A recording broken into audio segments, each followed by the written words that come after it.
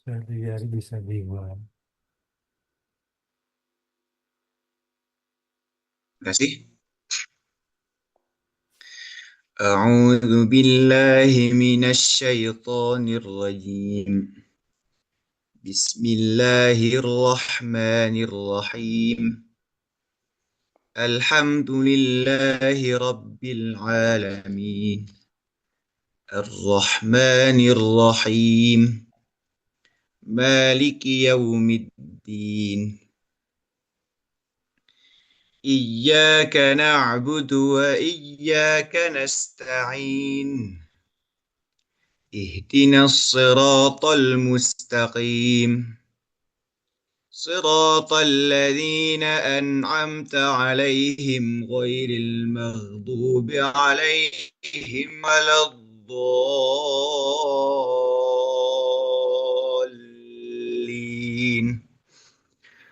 رب اغفر لي ولوالدي وللمؤمنين آمين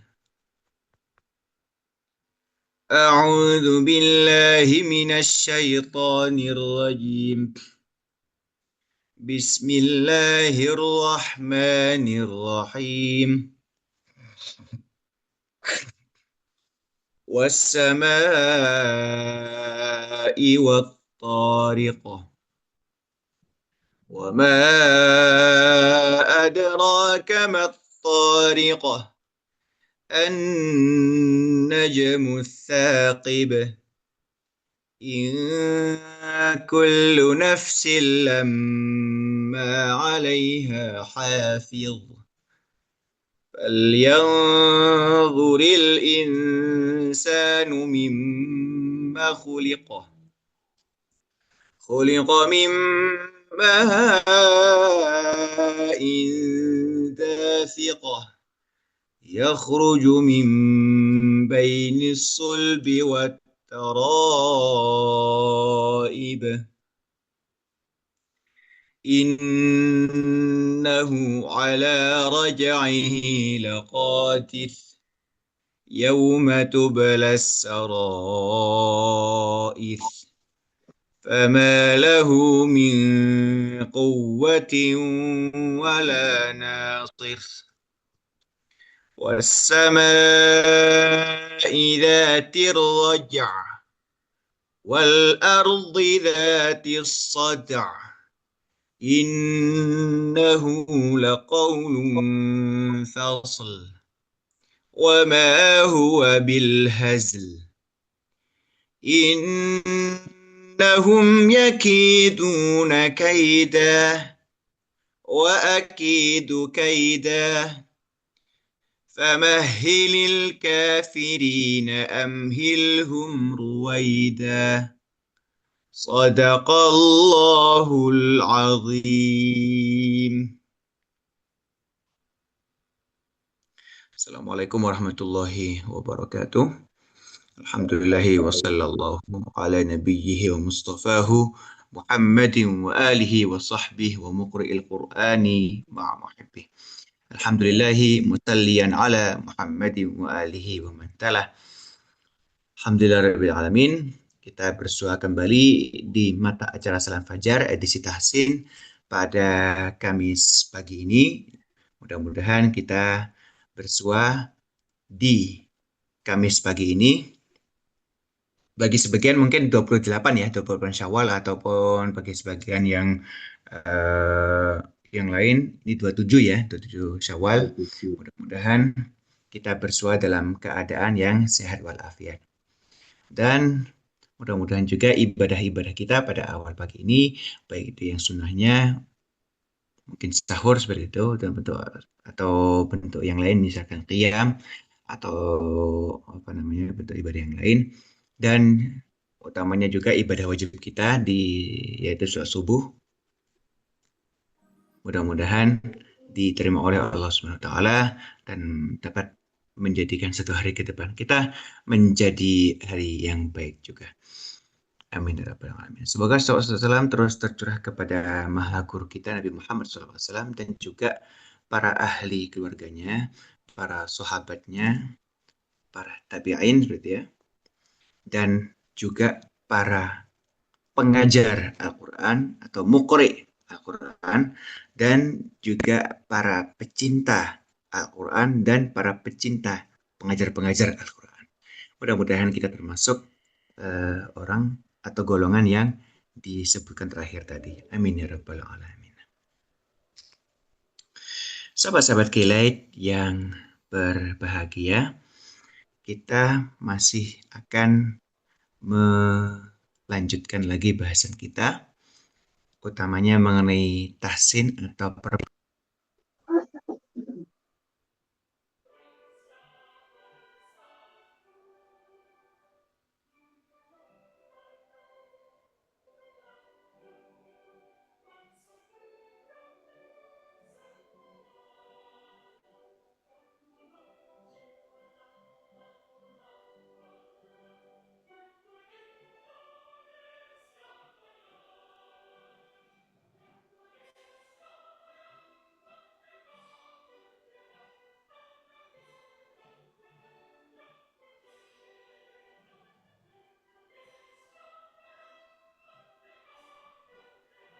utamanya juga di surat At-Tariq tadi ya, yang dibacakan di awal perjumpaan kita tadi.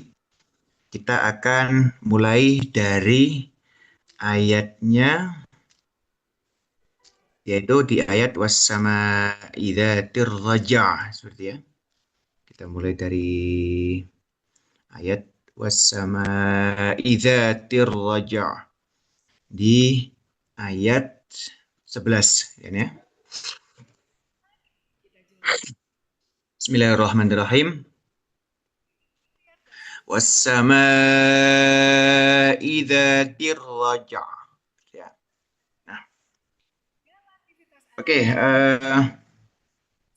untuk ayat 11 ini kita akan coba bahas di kata wassama'i. Di sini terdapat bunyi panjang yang bertemu dengan hamzah. Ya. Bunyi panjang bertemu dengan hamzah. Bunyi panjang ini ternyata masih satu rangkaian kata sebetulnya. Tidak bisa dipisahkan antara as-sama artinya apa, kemudian i artinya suatu kata yang lain. Tidak. As-sama'i itu sebetulnya satu kata yang masih dalam satu rangkaian, gitu kan ya. Jadi tidak terpisahkan antara as-sama dan i. Begitu ya. Gitu. Gitu. Nah, artinya apa? As-sama'i itu artinya adalah langit, gitu ya. Langit secara umum yang kita kenal, gitu ya. Yang kita kenal di sini. Ya langit, langit yang kalau siang itu biru, kalau malam itu hitam, gitu kan ya, atau gelap, gitu kan ya. Gitu. Yang bisa kalau di mungkin dikiaskan kalau di planet-planet lain yang lain mungkin warnanya tidak sebiru ini, gitu ya. Atau mungkin kita membayangkannya gelap terus gitu kalau di planet yang lain misalkan seperti itu, atau kalau di Mars mungkin langit itu oranye atau kuning, kuning-kuningan selalu seperti itu. Nah, kira-kira kira-kira gambarnya seperti itu kalau di bumi, ya langit yang kita kenal ini ya. Meskipun sebetulnya as-sama'i sebetulnya eh, itu sebetulnya dari bentuk samawun sebetulnya, gitu ya. Sama yasmu sumuwan, itu aslinya wawu. Kalau secara dalam kajian ini ya, dalam kajian ilmu tasrif ya, atau perubahan formasi kata, dan juga terkait dengan kaidah i'lal. Atau i'lal itu setiap kata kerja ataupun termasuk juga kata benda yang terjadi perubahan apa ya, perubahan huruf atau perubahan lah yang itu biasanya terkait dengan huruf-huruf tertentu atau huruf-huruf yang dekat makhrajnya seperti itu. Nah, kalau kasusnya sama wun ini sebetulnya terkait dengan huruf wawunya itu, huruf huruf i'la apa huruf ilah atau huruf berpenyakit kalau bisa dibilang ya gitu. Yang kalau di apa ya, dalam konteks ilmu sorof atau tasrif atau i'lal itu sendiri, itu sebetulnya huruf-huruf i'lal itu termasuk mencakup diantaranya huruf alif, huruf wawu, huruf ya, atau huruf yang double gitu ya. Seperti itu, huruf yang double yang eh, ber apa namanya, hurufnya berturut-turut sama seperti itu. Nah, aslinya sama wun sebetulnya gitu ya. Sama wun gitu ya. Yang kalau dikaitkan dengan kaidah dari ilmu i'lal atau ilmu sorof ini, dia termasuk kaidah ketiga. Idza waqa'atil wawu wal ya'u ba'da alifin zaidatin ubdilat hamzatan bi syarti an takuna ainan fi ismi fa'ilin wa tarfan fil masdari. Dan ya, dalam kaitan yang ini sebetulnya dia bentuk masdar, bentuk kata bendanya gitu ya. Yang kalau dikaitkan dengan contoh yang ada, itu aslinya sebetulnya kalau kita kaitkan dengan contoh yang ada itu aslinya kisawun menjadi kisaun. Nah, sama juga samaun menjadi samaun, gitu ya. Gitu. Tuh. Kalau saya bacakan kisawun asluhu kisaun asluhu kisawun ala wasni fi'alun ubdilat al wawu hamzatan litatarufiha ba'da alifin zaidati fil masdari fasara kisaun.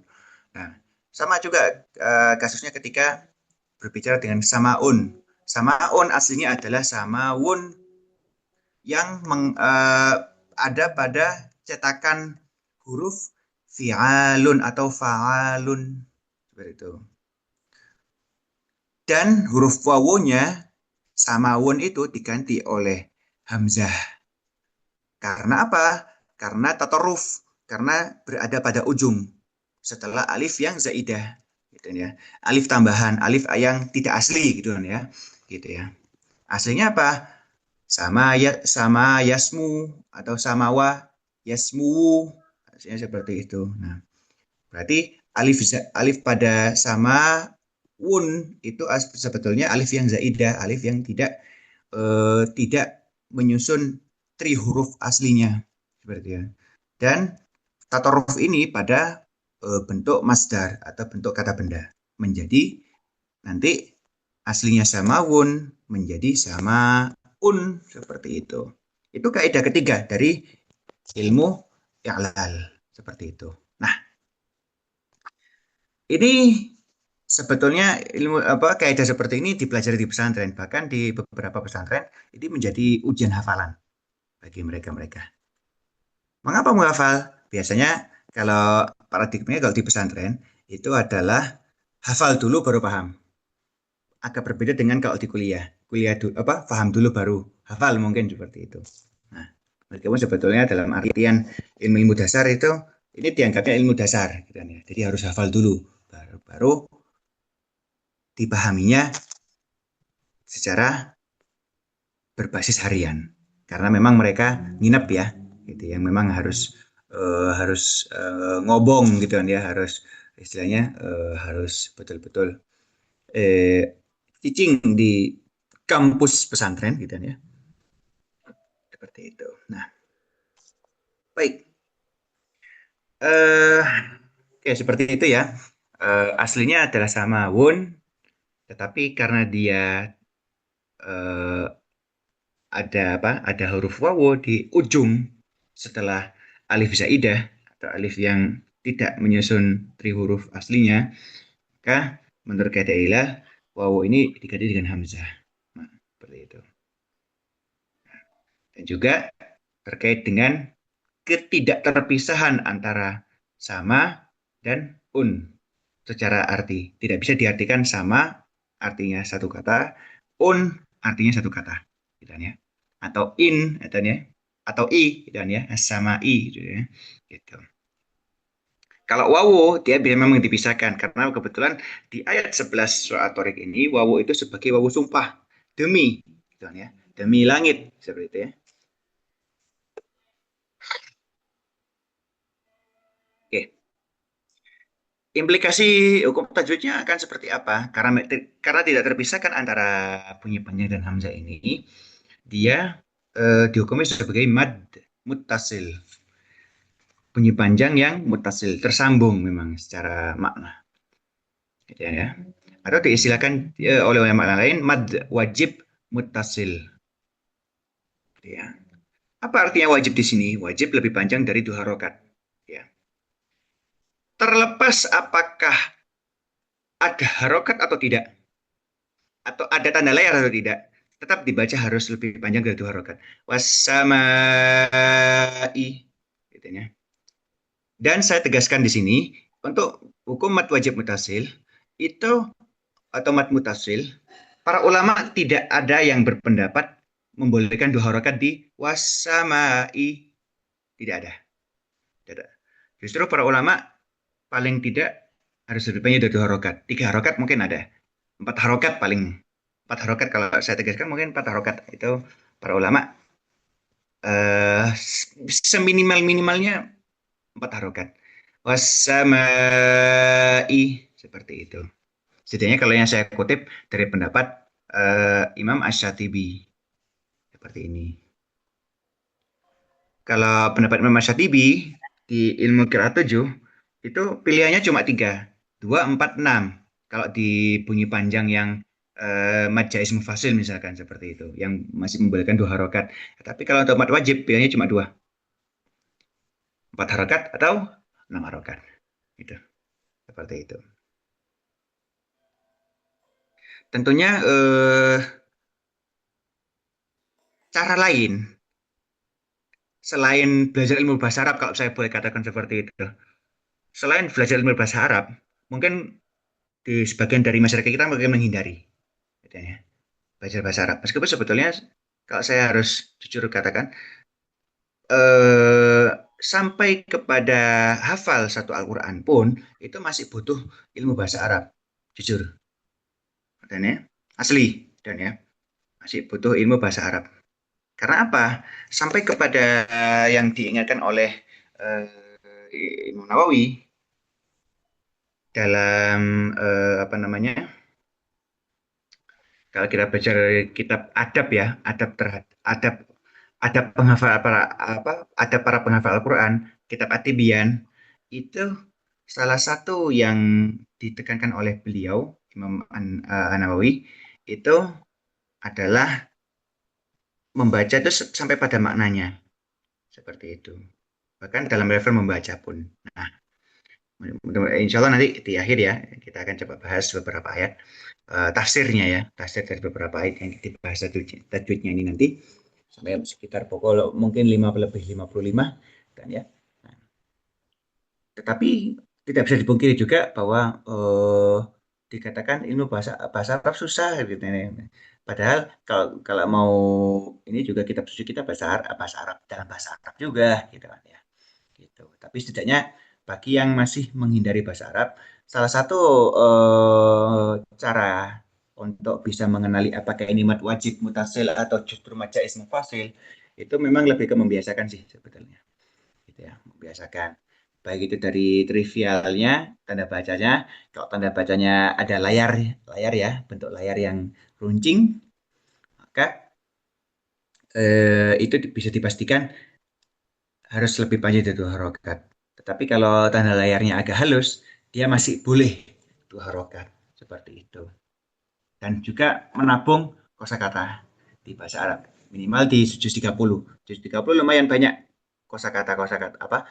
Kosakata di situ.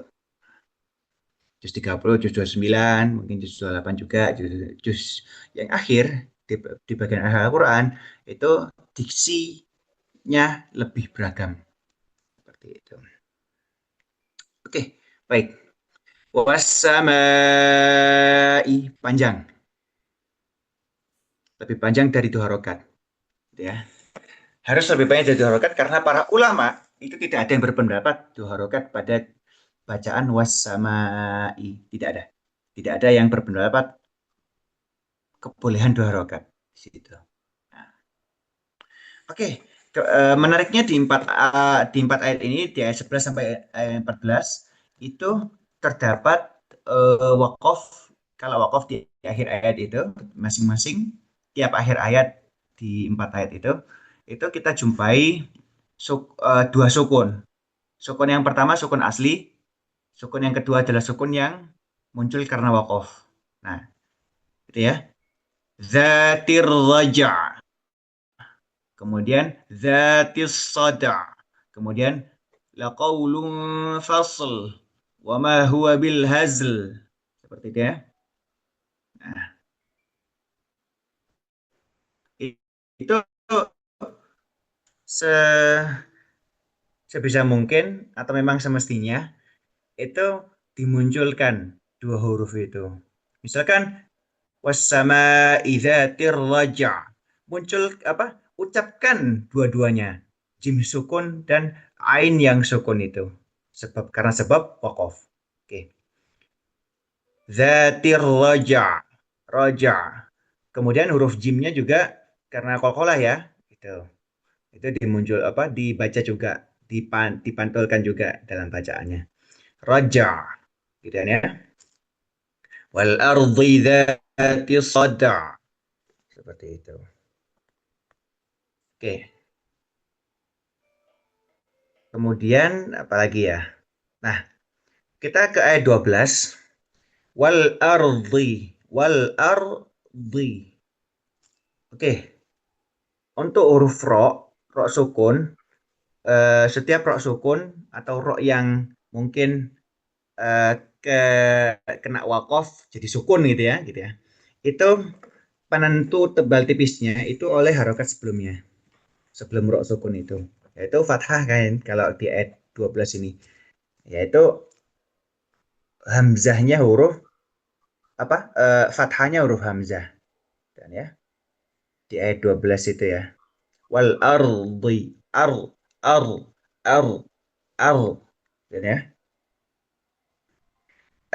pentingnya di sini untuk dibahas adalah jangan sampai tebalnya huruf ro sukun ini karena sebab fathah sebelumnya yaitu huruf hamzah itu jadi membawa hamzah itu jadi ikut-ikut tebal gitu kan ya seperti halnya kata Allahu Allahu gitu ya. Allahu ar ar ar ar ar gitu ya. Tidak sampai or tapi ar ar ya itu ya. Begitupun kita kalau mengucapkan lafaz jalalah Allah Allah itu kan karena mungkin terbawa tebalnya lafaz jalalah itu sehingga yang terbaca adalah O padahal itu masih A. Hamzah fathah itu masih A. A, A. Allahu, Allahu.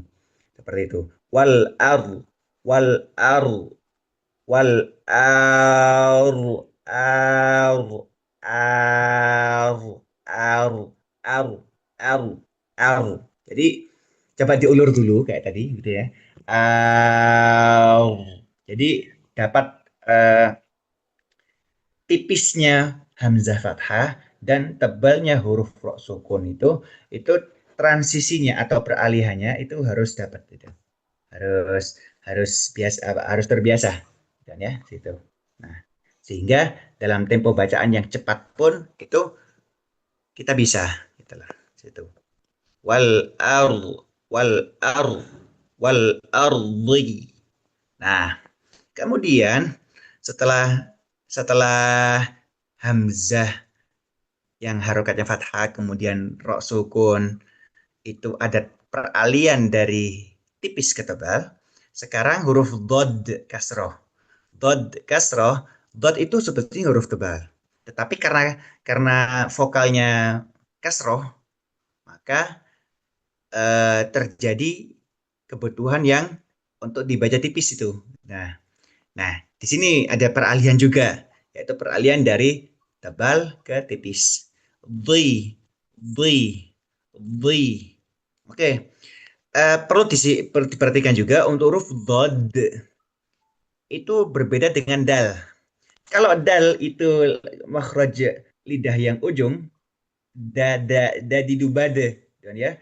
Kalau dha itu sebetulnya lidah samping, lidah samping, ini lidah samping, nempel ke geraham, itu ya. Bagusnya memang dua-duanya. Samping kiri nempel ke geraham atas kiri, lidah samping kanan nempel ke geraham atas kanan. Tapi kalau belum bisa dua-duanya secara seimbang, maka boleh berat ke salah satunya. Tetapi jangan huruf dot ini tidak terkait sama sekali dengan ujung lidah. Justru terkaitnya dengan samping lidah. Dha, di, du, bad, bad, bad. Dan huruf dot ini tidak memantul. Ya, dia beda dengan huruf dal. Kalau dal kol-kolah memantul. Tapi kalau huruf dod itu tidak memantul sama sekali. Dan ya, gitu. Nah, wal ardi wal ardi dzatis sada. Dan ya, setelah di ternyata za ujung lidah gitu ya. Jadi berbeda loh antara antara huruf dal, huruf dad dan huruf zal. Wal ardi dzatis sada. Seperti itu. Oke. Nah, kemudian eh za ujung lidah kalau huruf sod kita bisa mungkin ya huruf so seperti bersiul huruf sin gitu ya. Tapi versi tebalnya so soda. Oke. Kemudian selanjutnya kita masuk ke ayat 13 dari surah At-Tariq. Innahu huruf nun tasdid ya. Huruf nun tasdid pastikan dalam kondisi gunnah kan ya. Innahu gunnah itu selain suara masuk hidung itu juga berarti memperlama tempo apa memperlama dengungnya itu diperlama dibikin lama lah seperti ya. Innahu seperti itu. Innahu ya, dibikin lama. Oke. Kemudian selanjutnya apalagi innahu kemudian laqaulun fasl fasl fasl itu di situ terdapat juga peralihan juga dari tipis ke tebal yaitu tipis di fat.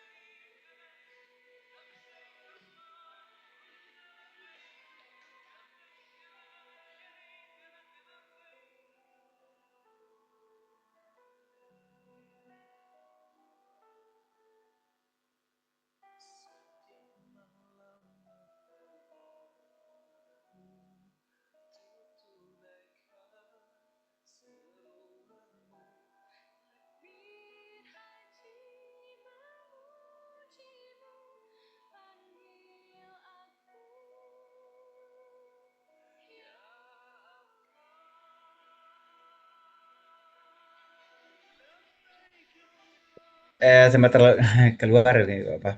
Oke, mumpung ini apa namanya mumpung masih belum ini belum apa namanya belum bahas ke ayat saya atau kami mengundang sahabat-sahabat sekalian untuk berpartisipasi mungkin sekadar tes bacaan ataupun eh, mungkin ada pertanyaan yang ingin disampaikan silakan menghubungi nomor WhatsApp konseling kami di nomor 0812 203 1972.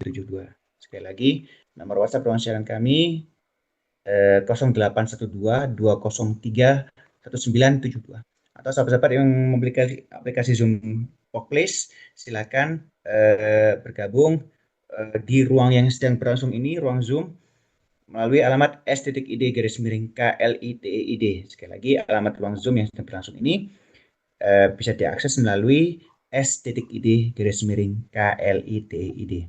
Baik, dulu sahabat-sahabat yang sudah bergabung, saya Samsu, Basarudin, kemudian sahabat Chanonon, terima kasih sahabat-sahabat sekalian yang sudah bergabung di ruang Zoom. Silakan bisa mengetikkan pertanyaannya di ruang obrolan atau chat. Baik, kita sampai tadi di ayat 13 ya terakhir ya. Innahu, kemudian laqaulun fasl. Fa. Di sini fa ya, fa fathah tipis bertemu dengan sod sukun. Sod itu memang cenderungnya huruf tebal ya, cenderung tebal. Bahkan kalau bisa dikatakan dari sekian huruf hijaiyah, huruf yang tebal itu paling tebal di antara yang lain adalah 4 huruf, yaitu huruf sod, dod, to, zo. Ya itulah 4 sekawan itulah. Itu. Bahkan ketika sukun pun tebal. Itu 4 huruf itu. Ya. Fasl, fals, fals, fals, fals, fals, fals, fals. Dan ya, eh, latihan di situ. Penting latihan untuk mendapatkan bagaimana peralihan tipis ke tebal. Dari dari apa? Dari ya kita ulur dulu, gitu ya. Kita ulur dulu. Fals, fals, fals, fals, fals, fals, fals, gitu ya. Gitu. Jadi terlatih di situ. Kemudian apalagi di ayat 14 ya. Wa ma huwa bil hazl. Saya kira mungkin tidak terlalu dibahas ya karena memang cukup jelas kalau saya dari 4 ayat ini, dari 11 sampai 14 surah At-Tariq, 4 ayat itu di akhir-akhir ayatnya itu memang ada 2 sukun dalam kasus wakof di ayat 11, wakof di ayat 12, wakof di ayat 13, wakof di akhir ayat 14. Di situ terjadi 2 sukun. Sukun yang pertama adalah sukun yang asli. Sukun yang kedua adalah sukun yang muncul atau arid karena sebab wakof. Seperti itu. Penting untuk dibaca dua-duanya. Jangan sampai hilang dari pengucap apa? Jangan sampai dilewat apa? Di skip atau di apa namanya? Jangan sampai dilewat pengucapannya. Justru harus diucapkan dua-duanya. Apa namanya? Dari wassama idzatir raja wal ardi dzatis sada innahu laqaulun fasl wa ma huwa bil hazl. Nah, seperti itu. Jadi waqaf di ain, akhiran ayat ain, kemudian akhiran ayat lam itu munculkan. Baca, dan ya, baca. Gitu. Sehingga eh, jangan sampai pembaca itu mendengar seperti ada satu huruf yang hilang. Tidak, itu jangan sampai hilang. Gitu ya. Jangan sampai hilang dari pendengaran, jangan sampai hilang dari pengucapannya. Seperti itu. Baik, kita masuk ke tafsir di ayat 11 sampai ayat 14. Bismillahirrahmanirrahim. Wassama'i dzatir raja'. Dan ya, demi langit, gitu ya, yang zatis sada'. Atau kalau di tafsir itu di beberapa pendapat mengatakan zatis sahabi, dan ya, zat yang terdapat awan, gitu ya, yang di dalamnya ada hujan, fihil matoru, seperti itu ya, dalam satu artinya seperti itu. Oke, itu pendapat. Kemudian wal ardi dzatis sada, wal ardi, ya, dan juga demi bumi atau tanah, ya, dzatis sada, zat atau yang memiliki rekahan, yang memiliki retakan, yang di dalamnya itu di situ bersemayam tumbuh-tumbuhan. makhluk Allah juga seperti itu. Gitu. Oke. Kemudian innahu laqaulun fasl. Innahu laqaulun fasl. Sungguh, ya. Sungguh qaul atau ayat itu atau Nabi Muhammad atau juga dan juga risalahnya ya. Gitu ya. Apa-apa yang Kanjeng Nabi sampaikan itu kalau dikaitkan dengan surah Najm misalkan itu in huwa illa wahyu yuha gitu ya. Tidaklah apa yang disampaikan oleh Nabi itu kecuali memang dari wahyu gitu ya. Gitu ya. Seperti itu. Oke. Dan juga dikaitkan di sini innahu laqaulun fasl. Sesungguhnya itu kabar tentang kiamat ataupun juga termasuk ayat secara keseluruhan ya. Al-Qur'an yang disampaikan Kanjeng Nabi yang memang itu adalah wahyu dari Allah melalui malaikat Jibril.